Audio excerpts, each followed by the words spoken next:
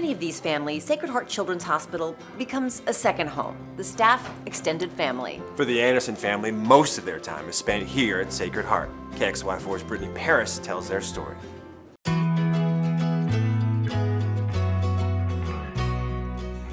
Sometimes the strongest of us come in small packages.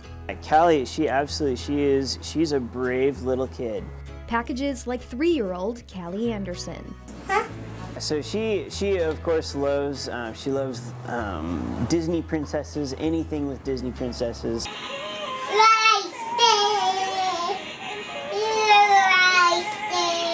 Callie, a bit of a ham, loves to sing, but most of all, to dance. The courageous little girl faces life with a smile. There are people who work here who say, Callie, you're my hero, with all the things that you go through and how you do it. 6 months ago, Callie's parents, Scott and Tabitha, noticed an unusual lump on the back of Callie's neck. No one expected the news. So Callie has a tumor called Ewing sarcoma. It's a tumor that generally arises from or near a bone. Most of the time it's in what we call long bones, so in the legs or arms, but hers arose around the back of her neck. The diagnosis was shocking enough. Because when we first found out, it was very like, oh, we need to do physical, we can't sit here and grieve, we need to do physical things, we need to, what needs to be done, how can we get things done to make her well. But because of where the tumor is positioned, close to the spinal cord, it causes a lot of pain. Doctors could only remove a portion. It was eroding her cervical spine bones.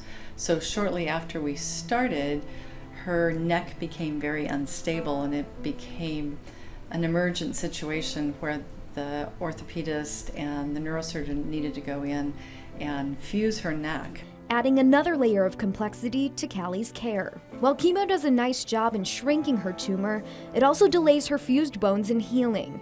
So after surgery, Callie was placed in a halo, or as she calls it, her head holder. The next few months would be a whirlwind of trips to hospitals and doctors. She's able to just kind of roll with it. She's very just go with the flow, which is very nice. To be able to do that, to be able to be like, okay, well, Callie, we got to go to the hospital today. She's like, okay. The Anderson family would spend at least half their time away from home. We wake up planning to not necessarily have a plan because it could just change like that.